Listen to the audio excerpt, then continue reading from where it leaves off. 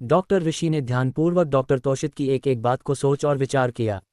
अंततः निष्कर्ष के तौर पर उन्होंने डॉक्टर देव, सीनियर ऑफिसर आरुषि और नेवल ऑफिसर राज ब्रह्मा के नामों के साथ उनकी डिटेल तैयार कर डॉक्टर तोषित को सेंड किया और इंतजार करने लगे अगली सुबह का, जब फाइनल अप्रूवल के बाद इन सभी को एक साथ टेबल टॉक के लिए बुलाया जाता। लेकिन इतने शीघ्र अलग अलग डेस्टिनेशन से सबको एक साथ एकत्रित करना, वह भी बहुत कम समय में कैसे संभव होगा। इसलिए एक जनरल मीटिंग के लिए डॉक्टर ऋषि ने यूं ही ऑर्डर निकालकर सभी को भेज दिया, एक विशेष अनुमति के साथ, जिसमें कुछ अन्य नामों को भी शामिल कर दिया गया ताकि मीटिंग किसी विशेष आकर्षण का केंद्र न बने। लगभग अगली सुबह होते होते हेडक्वार्टर में सभी अपनी अपनी करंट मिशन के रिकॉर्ड के साथ उपस्थित हो गए, क्योंकि सभी को लगा था कि शायद प्रोग्रेस रिपोर्ट के लिए बुलाया जा रहा है। और मीटिंग भी हुई तो जनरल मीटिंग की तरह हुई। इस मीटिंग को कार्यान्वित डॉक्टर सौमिक, जो कि डॉक्टर ऋषि के असिस्टेंट थे, साथ ही साथ उन्हें कुछ समय रुकने का आदेश दे एक विशेष कोड के साथ अपने अपने कमरे में भेज दिया। लेकिन अभी लतिका का नाम डॉक्टर ऋषि के दिमाग में एक प्रश्नवाचक चिन्ह की तरह था। जहां एक और लतिका चेन्नई की प्रयोगशाला की हेड होने के साथ साथ एक ऐसी खोज में लगी थी जिसमें सूर्य की किरणों के समुद्र के पानी पर गिरने के पश्चात प्रत्यावर्तन और उसके परिणामों पर अध्ययन किया जाना था, जिसका मुख्य उद्देश्य सबकी सोच से कहीं परे अति विशिष्ट था। और ऐसे समय में जबकि मौसम परिवर्तित हो रहा हो, उन्हें उनके कार्य से हटाकर उन्हें अन्य किसी कार्य में लगाना उचित नहीं होगा। दूसरी बात, डॉक्टर शेशांक से बेहद प्यार करने वाले लतिका उन्हीं से कोई बात छिपा पाएगी, ये लगभग असंभव जान पड़ रहा था। लेकिन तभी अचानक तेज विस्फोट की आवाज ने उनका ध्यान भटका दिया और सापटन के साथ सारा दल बल उस और दौड़ पड़ा, क्योंकि उस विस्फोट में जैसे उस विस्फोट ने छावनी के टुकड़े टुकड़े करके रख दिए थे। सबसे बड़ी बात यह थी कि वह विस्फोट उस कैंप में था जहां ब्लू टॉर्च के सस्पेंस में उस चोर अतुल कुमार और डॉक्टर शेशांक को रखा गया था। बहुत कोशिशों के पश्चात जैसे तैसे आग पर काबू पाया गया, लेकिन अफसोस कि उस कैंप में 4 सिपाहियों के साथ 2 संतरी और डॉक्टर शेशांक, अतुल कुमार, उनकी प्रेमिका अनामिका के साथ वह चोर सभी की लीला समाप्त हो चुकी थी, जो अत्यंत ही आश्चर्यचकित न्यूज़ था। इसलिए भी क्योंकि खुफिया विभाग के खेमे में ही अगर विस्फोट हो तब क्या सुरक्षित होगा बाकी जगह। दूसरी बात, सस्पेंस में रखे गए लोगों का अचानक मारा जाना संदेह को और भी गहरा कर रहा था, जिसकी चर्चा अंतर्राष्ट्रीय स्तर पर होना तय था। आखिर आप क्या जवाब चाहते हैं? स्पष्ट बताए, क्या चाहते हैं आप? अगर आप राजनीति करना चाह रहे हैं तो बेशक कीजिए। यदि साथ जाना चाहते हैं तो इंक्वायरी का रिजल्ट आने तक इंतजार करिए। यदि और भी नज़दीकी से कुछ जानना चाहते हैं तो यहाँ पर मत बैठे रहिए। चलिए हमारे साथ उस जगह चलकर उस इंक्वायरी का एक हिस्सा बनिए जहाँ कभी भी दोबारा विस्फोट हो सकता है। बोलिए, क्या चल सकते हो? क्या आप अपनी जान दांव पर लगा सकते हैं? यदि नहीं तो आपको कोई हक नहीं बनता उन सैनिकों के ऊपर सवाल उठाने का। आप लोग सिर्फ स्टेज पर भाषण देना जानते हैं। पब्लिक्स को भड़काना और हर समय शक करके सिर्फ राजनीतिक दांवपेच आप लोगों का कर्म बन चुका है। मुझे डर नहीं किसी बात का, अगर स्पष्ट कहूँगा तो आपका खुद का कोई वजूद ही नहीं। छोड़िए, सबसे पहले मैं आपको एक बात बता देना चाहता हूँ। ध्यान से उस पेपर को पढ़िए जो आपके सामने रखा गया है, और याद रखिए इससे भिन्न यदि एक भी शब्द जनता के बीच हमें नजर आया तो।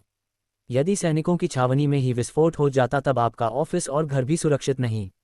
आपको तो शहीद का भी दर्जा नहीं मिलेगा। हाँ, लेकिन ये बात तय है कि आपका ही असिस्टेंट इस काम में मदद कर सकता है, यदि हम आपकी सुरक्षा में थोड़ी ढील बरत दे। कहते हुए डॉक्टर सौमिक, डॉक्टर ऋषि के असिस्टेंट, बड़ी धीमी लेकिन तीखी भाषा में मंत्री जी को जवाब दे रहे थे। गलती से प्रेस कॉन्फ्रेंस के पहले होने वाली मीटिंग में मंत्री जी ने अपनी राजनीतिक आदत के कारण डॉक्टर ऋषि कुमार के खिलाफ और सैन्य बल की लापरवाही पर कुछ उल्टा बोल दिया था, और यही उनका सबसे बड़ा दोष है। डॉक्टर सौमिक जितने शांत थे उतने ही तेज भी। महज 23-24 साल में इन्फॉर्मेटिक्स डिपार्टमेंट के मुखिया डॉक्टर सौमिक कोई मामूली नहीं, जिसे नेताजी ने उन्हें बहुत छोटा समझकर गलती की थी। तभी सेना प्रमुख के इशारे पर वे शांत हो गए, लेकिन तब तक नेताजी के साथ साथ अन्य बैठे लोगों के चेहरे पर पसीने की बूंदें और चलती हुई तेज धड़कनें, जिन्हें स्पष्ट रूप से देखकर और सुनकर अनुभव किया जा सकता था, वह बता रही थी कि अब सभी निरुत्तर थे। किसी में भी इतना साहस नहीं था कि वह कुछ जवाब दे पाते। सेना प्रमुख के इशारे पर डॉक्टर सौमिक बैठ गए और सेना प्रमुख ने धीमी आवाज में कहा कि यह नेताजी कुछ कहना चाह रहे थे, लेकिन जैसे उनको काटो तो खून नहीं। सिर्फ इतना ही कह पाए, नहीं नहीं, मैं तो वास्तविकता जानना चाह रहा था। हाँ तो ठीक है, एक काम करो डॉक्टर सौमिक, कमेटी में इन सब का नाम डाल प्रेस कॉन्फ्रेंस को 4 घंटे के लिए टाल दो। हम इन्हें उस जगह से घुमा लाते हैं, शायद कुछ अच्छे सुझाव मिल जाए। इतना सुनते ही वहां बैठे सभी के हाथ पांव फूल गए और एक स्वर में कहने लगे, नहीं नहीं, हम भला वहां जाकर क्या करेंगे? जो इंक्वायरी रिपोर्ट होगी उसे बाद में पेश कर दिया जाएगा। अभी तो देश की कानून व्यवस्था बनाए रखने के लिए और शांति बनी रहे। इसके लिए आपने जो स्टेटमेंट दिया है हम उसे ही पढ़कर सुना देंगे। अच्छा भी है, हम भी कहाँ भला कोई विरोध चाहते हैं। सेनाध्यक्ष ने मुस्कुराते हुए कहा, अच्छा तब ठीक है डॉक्टर सौमिक, रहने दो। कॉन्फ्रेंस में क्या कहना है शायद सभी समझ चुके हैं। अच्छा ठीक है, तब फिर हमें अनुमति दे। आप लोगों का कॉन्फ्रेंस हमारे बाद हैं, जल्द मिलते हैं। कहते हुए डॉक्टर सौमिक ने अपने असिस्टेंट देव कुमार को इशारा किया, जो मेन सेक्रेटरी हेड से थे। वे एक सुलझे हुए IAS ऑफिसर भी और सेनाध्यक्ष के साथ डॉक्टर सौमिक दूसरे कमरे में चले गए, जहां डॉक्टर ऋषि कुछ परेशान से नजर आ रहे थे। डॉक्टर ऋषि को परेशान देखकर डॉक्टर सौमिक ने पूछ लिया, सर स्टेटमेंट तो आपने ही बनाया है और नेताओं का जवाब भी वही होगा, फिर आप किस बात को लेकर चिंतित है? मुझे ये समझने में नहीं आ रहा है। आपको क्या लगता है कि यहाँ हर बात हमारी और आपकी जानकारी में होती है, या सभी निर्णयों की खबर हमें होना तय है? नहीं सर, ऐसा कभी नहीं होता। खुफिया विभाग किसी एक व्यक्ति विशेष पर निर्भर नहीं होता और न ही उसकी पर्सनल राय मात्र से कोई निर्णय प्रभावित होता है, लेकिन फिर भी उसकी हर हरकत पर निगाहें बनाए रखना है। कभी कभी कुछ पर्सनल जीवन से भी उनके खुफिया विभाग जान पाते, इसलिए उनकी हर हरकतों पर नज़र बनाए रखना भी जरूरी होता है। हाँ, महत्वपूर्ण विषय में परिवर्तन अवश्य हो सकते हैं और शायद यही हुआ। क्या लगता है आपको इस छावनी में विस्फोट असंभव है? सर बिल्कुल असंभव है असंभव, एक सफ़ेद झूठ जिसे बिना किसी विवाद के स्वीकार करना होगा। क्या आपको डॉक्टर लतिका के चेहरे पर अपने से ज़्यादा चिंता नजर आ रही है, या फिर उनका भविष्य रखकर आप चिंतित है? अगर सर ऐसा सचमुच होता तो डॉक्टर लतिका के चेहरे पर कहीं ना कहीं थोड़ी सी निराशा जरूर झलकती। मानता हूं कि वह हमारी टीम का एक महत्वपूर्ण हिस्सा है और यह भी तय है कि डॉक्टर लतिका का नाम यूं ही प्रस्तावित नहीं किया गया। शायद आपको इस बात पर ध्यान देने की विशेष जरूरत है कि प्लान पहले से ही तय हो चुका था, आपके पास तो सिर्फ खबर पहुंची। मैं ये भी दावे के साथ कह सकता हूं कि आनंद फानंद में प्लान को पहले से ही एक्टिव कर दिया गया। फिर भी आप मेरे सीनियर हैं, आपके अनुभव हमारे से कहीं ज़्यादा है। उम्मीद है कि आप जल्द डॉक्टर तोशित से मिलकर अपनी समस्या का समाधान निकालेंगे, क्योंकि आपका चिंतित रहना बहुत से कामों पर प्रभाव डालता है। सर अगर आप कुछ सोच रहे हो तो ज़रूर आपके दिमाग में कुछ विचार आ रहे होंगे, और आप जो स्टेटमेंट पर विचार करेंगे वो हम सब लोगों के लिए भी इम्पोर्टेंट है, इसलिए आप जो कहेंगे या आदेश देंगे उसे ही हम सबके सामने प्रस्तुत करेंगे। मैं कॉन्फ्रेंस में जा रहा हूँ, आपका स्टेटमेंट यदि कुछ चेंज करना है तो बताएं। कहते हुए डॉक्टर सौमिक ने पेपर आगे बढ़ाया ही था कि डॉक्टर ऋषि ने इशारे के साथ इनकार करते हुए, as it is, no change, this is final approved order, कहते हुए उन्हें जाने को कहा और सेनाध्यक्ष को भी एक साथ जाने के लिए विनती की। सेनाध्यक्ष भली भांति जानते थे कि वह तो सिर्फ थल सेना को ही मात्र संभालते हैं, लेकिन डॉक्टर ऋषि एक ऐसा व्यक्तित्व है जिसे समझ पाना संभव नहीं है। डॉक्टर ऋषि कोई मामूली इंसान नहीं हो सकता है, उन्हें यूं ही नहीं डॉक्टर तोशित का फ्रंट फेस का दर्जा मिला हुआ है। साथ ही तीनों सेनाओं के साथ साथ अंडरकवर्ड एजेंट और समस्त रक्षा प्रणाली के साथ साथ खुफिया विभाग की तरह से डायरेक्टर डीलिंग और स्टेटमेंट उनके द्वारा दिए जाते हैं। और रही बात शक्ति, सामर्थ्य और नॉलेज की, तो इसका सबूत उनके शिष्य की तरफ से वे थोड़े समय पहले देख चुके हैं। जिन नेताओं के सामने अच्छों की नहीं चलती, उन्हें विवश होकर और उनके चेहरे पर पसीने और डर का भाव उनकी काबिलियत को स्पष्ट दर्शाता है, जिसका कोई प्रमाण देने की आवश्यकता नहीं। बड़े जोर शोर से और सरगर्मी के साथ मीडिया के सामने बातें रखी गई। किसी ने सेना की कमजोरी कहा तो वही किसी ने आकस्मिक घटना। सबने अपने अपने मत प्रस्तुत किया। हर बार की तरह इस बार भी बातें बीच में ही अटक कर रह गई। किसी भी बात का कोई क्लियर कर अभी तक नहीं निकल पाया, लेकिन हाँ, इन सब के बीच एक बात तो तय थी कि पूरा विश्व इस बात को जान गया था कि सच में किसी दुर्घटना में ब्लू टॉर्च के साथ उसके सभी सबूत एक साथ उस विस्फोट में समाप्त हो गए। दोबारा उसे बना पाना और पेश करने में ना जाने कितना ही समय लगेगा। लेकिन जानकारों और दूसरे देशों के बीच रक्षा समिति के गले में यह बात नहीं उतर रही थी कि भारतीय सेना के मुख्य कैंप में विस्फोट होना और एक साथ सबूतों का मिट जाना महज एक एक्सीडेंट हो सकता है। डॉक्टर शशांक की मृत्यु का शोक मनाने जैसे भीड़ सी लग गई थी। मुख्य रूप से आए हुए साइंटिस्ट, सैन्य अधिकारी, चिरपरिचित रिश्तेदार, मित्रगण और इन सब से हटकर आज संख्या उन लोगों की ज़्यादा थी जिनका दूर दूर तक ना तो डॉक्टर लतिका से कोई लेना देना था और ना ही उन्हें कभी डॉक्टर शशांक के साथ देखा गया। यहाँ तक आज तक शायद उन लोगों का जिक्र कभी भी डॉक्टर शशांक या लतिका की बातों में किया गया हो। वह बात स्पष्ट थी, इस शोक में शामिल होने का बहाना बनाकर मीडिया, पत्रकार, कुछ विदेशी एजेंसियों के पहले जिनकी नज़रों को भांप लेना बहुत ही आसान था, उनकी संख्या आज बहुतायत में देखी जा रही थी और इस बात से खुफिया विभाग भली भांति परिचित था, इसलिए उन्होंने भी पूर्ण तैयारियां कर रखी थी।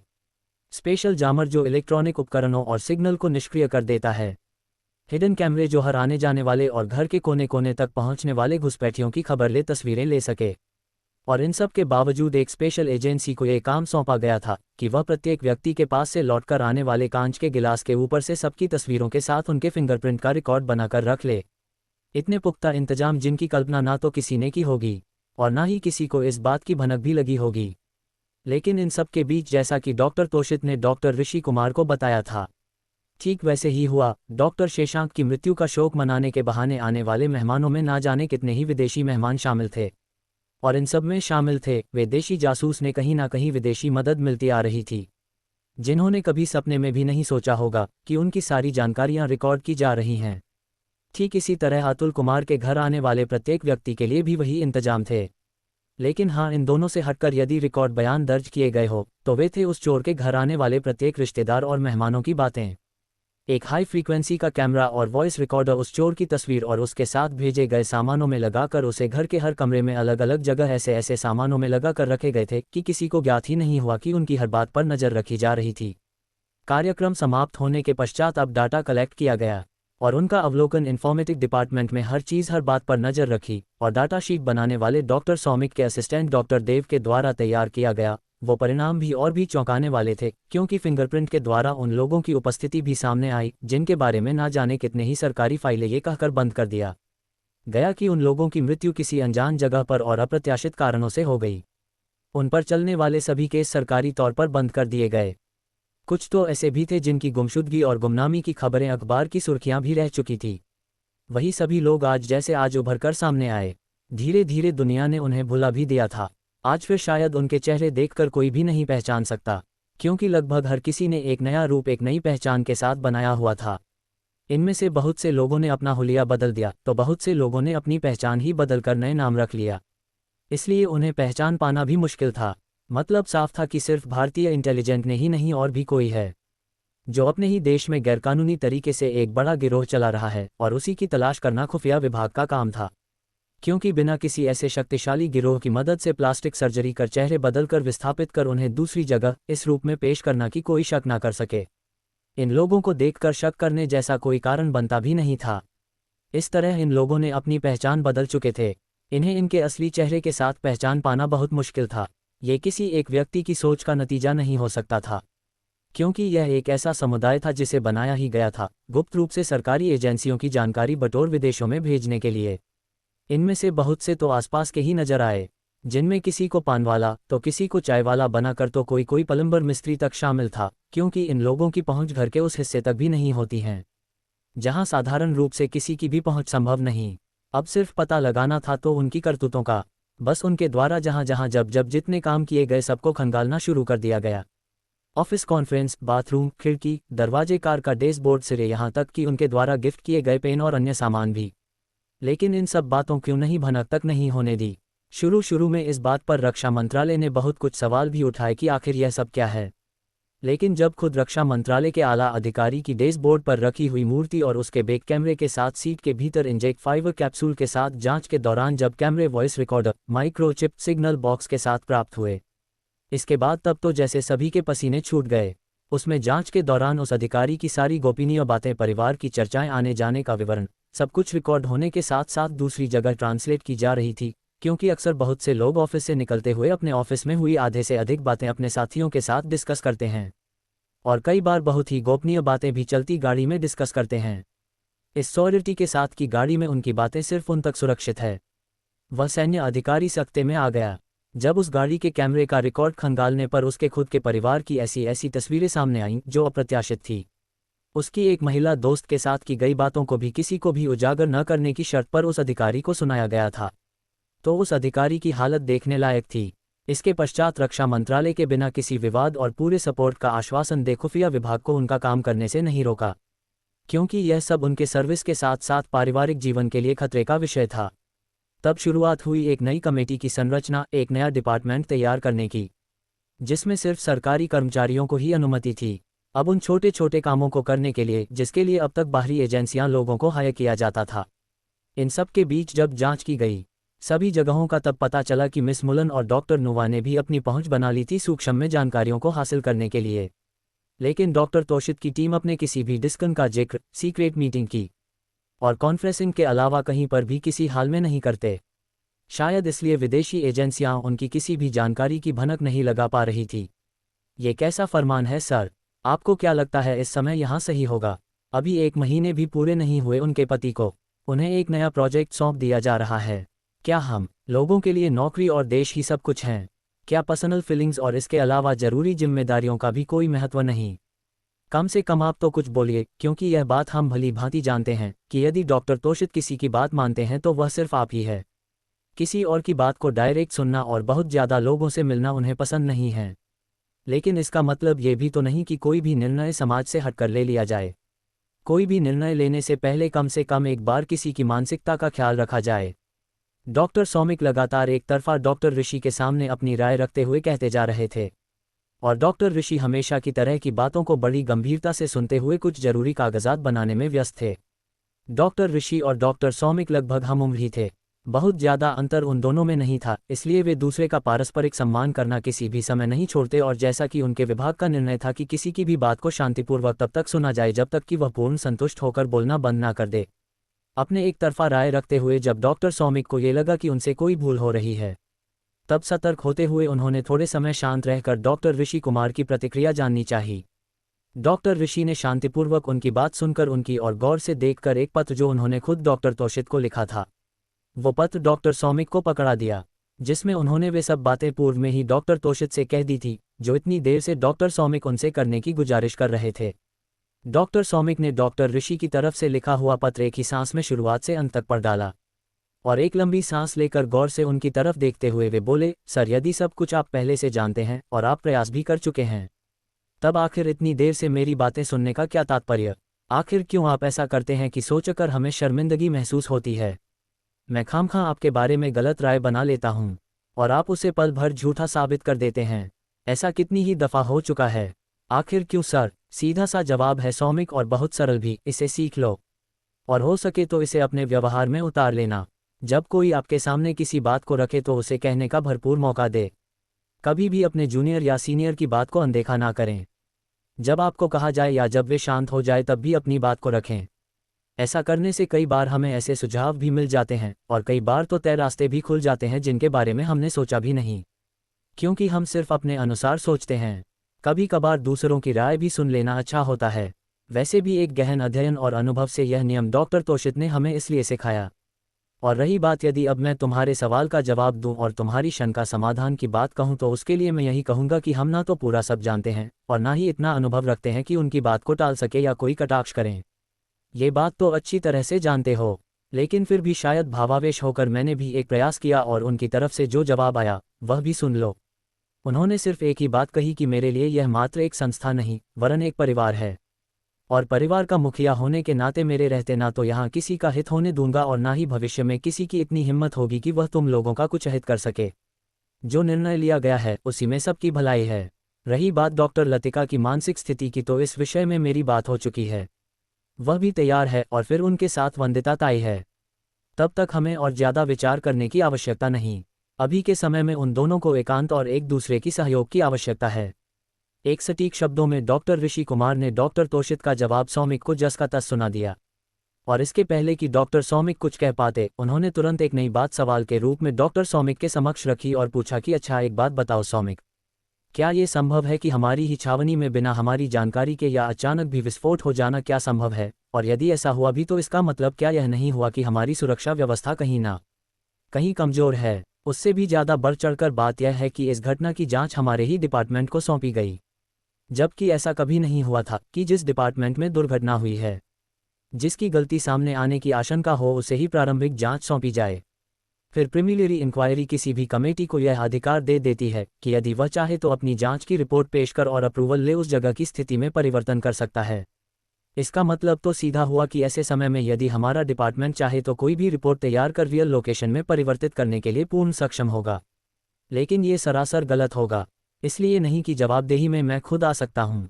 नियमों को सरल किया जाए, बल्कि इसलिए कि आगे चलकर कहीं ये नियम खुद हमारे लिए ही हानिकारक ना हो जाए, क्योंकि नियमों में परिवर्तन और किसी भी व्यवस्था को अचानक परिवर्तित कर देना, वह भी किसी अपने को बचाने के लिए ठीक नहीं। कल की मीटिंग में मैं इस बात को जरूर रखूंगा, और इसके लिए आज भी फ्री इन्फॉर्मेशन के तौर पर यदि ज़रूरत होगी तो मैं अपनी तरफ से मिलकर अप्रूवल ले लेता। कहानी अभी जारी है। इसका अगला भाग जल्द ही अपलोड करेंगे। जब तक आप कहानी के साथ बने रहे, धन्यवाद।